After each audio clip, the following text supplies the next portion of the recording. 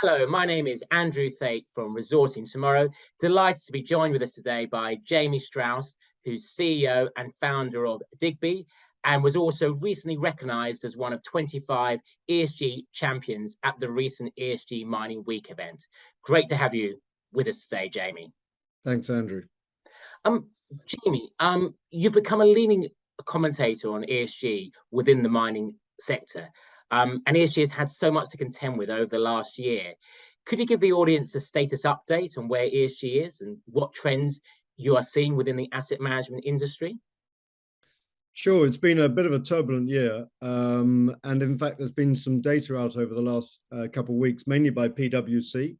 But also, we actually did our own survey in the summer of fund managers, and the two very much aligned. But let's just focus on the PwC one, which covered nearly half of all funds under management around the world.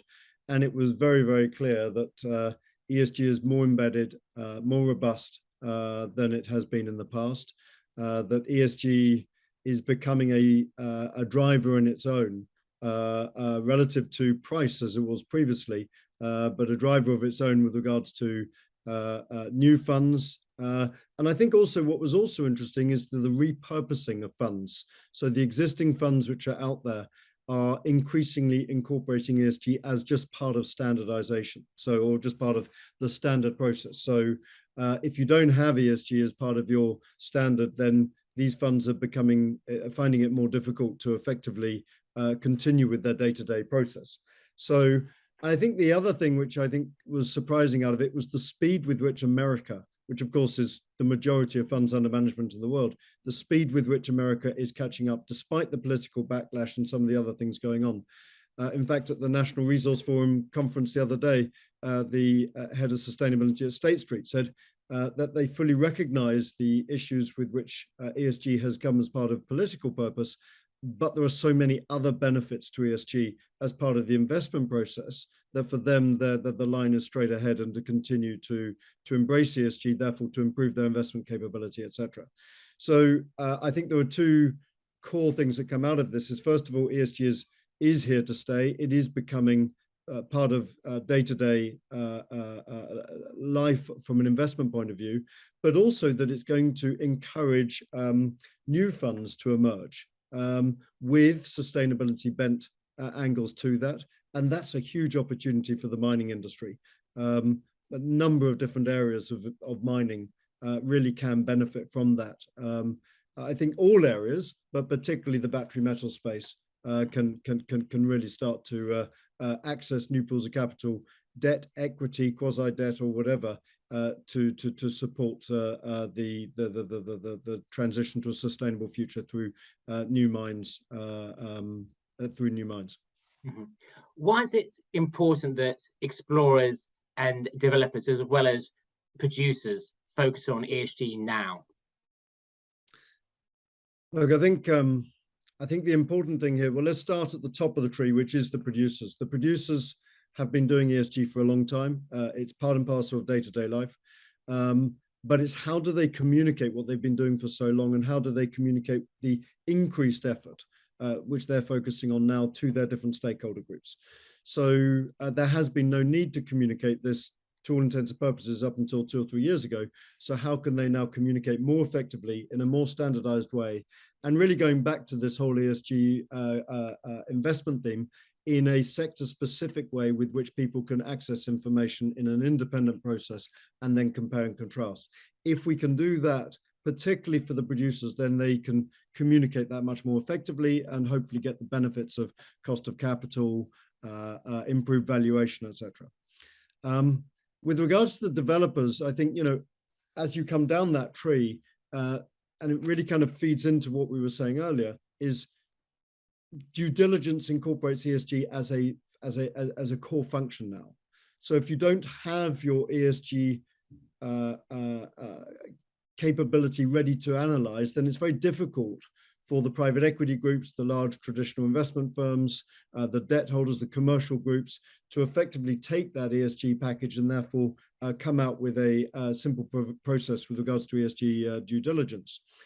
But it goes beyond that, because what we're really trying to do is to reduce the cost and the time with which a development company goes through that whole financing process. So if you can provide that in a package which is credible and relevant, then obviously you're going to knock 4, 5, 6 months off a process, which can for some people feel as though it's never ending.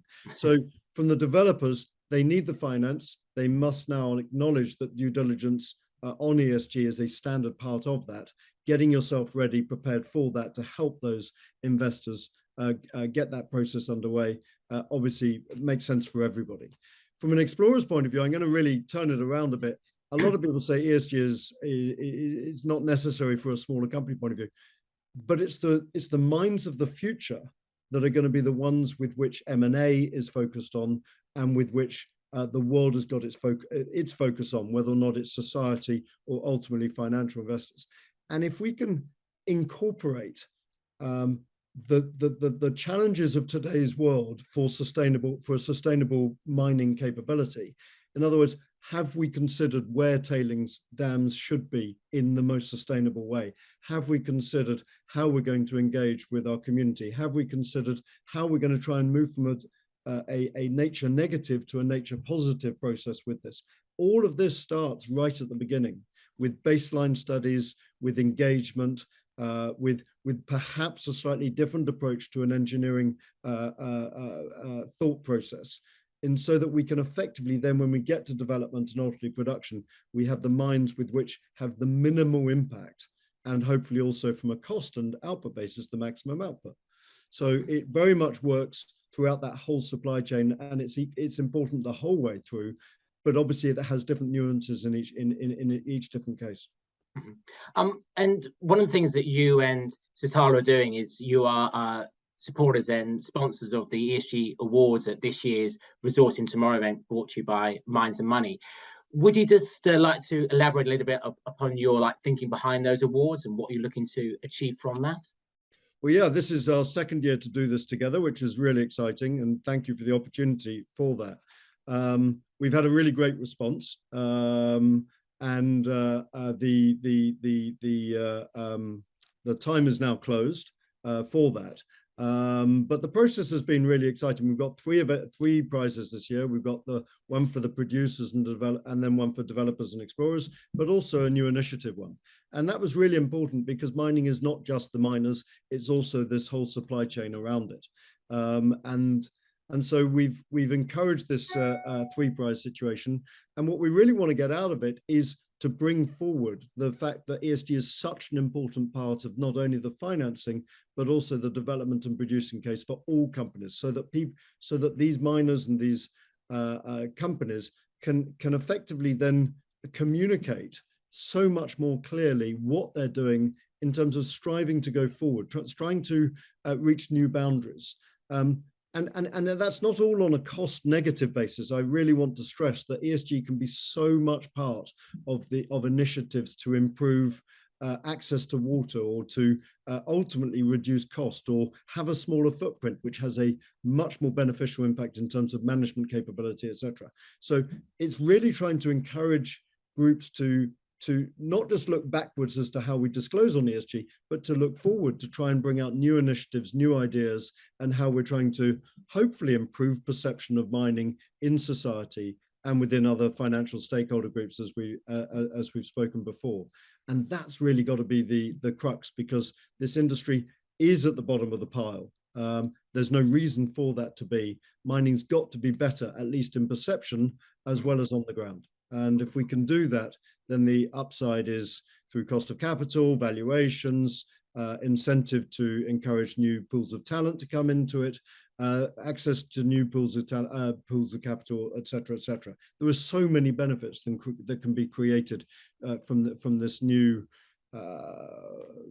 wave of thinking, if that's the best way to put it. And that kind of almost sort of directly links into the last question that I had to ask you. Can the mining industry really benefit from the growth of ESG as a mainstream driver of modern day corporate responsibility? Yeah, I mean, I don't want to repeat everything that I've just said, but I mean, look, there's a massive lack of understanding in the world at large, whether it's finance or society, with regards to the position of mining within society. Everybody talks about the everybody talks about, the mobile phones having it, or whether or not it's the windmills or the electric vehicles and everything. But there is a huge legacy that we've got to get over. There's a poor perception. There's zero confidence within this space, by and large. Is that right? I think it's completely wrong. I think it's a legacy which is continuing to drive after 10, 15, some would say 20 plus years of really trying to improve what's going on the ground. There are statistics which support that, whether it's health and safety, water, social engagement, a significant move to a more nature neutral, nature positive approach has taken place. Places like Canada have led dramatically. They're not alone to Canada. I mean, Australia, there are parts of Africa which have led in terms of some of social engagement and the water access and the improvement of water quality. All of this has been happening for 25 years. So the mining industry can do this. We've got to begin, I don't want to use the word education, but to some extent it is simple education.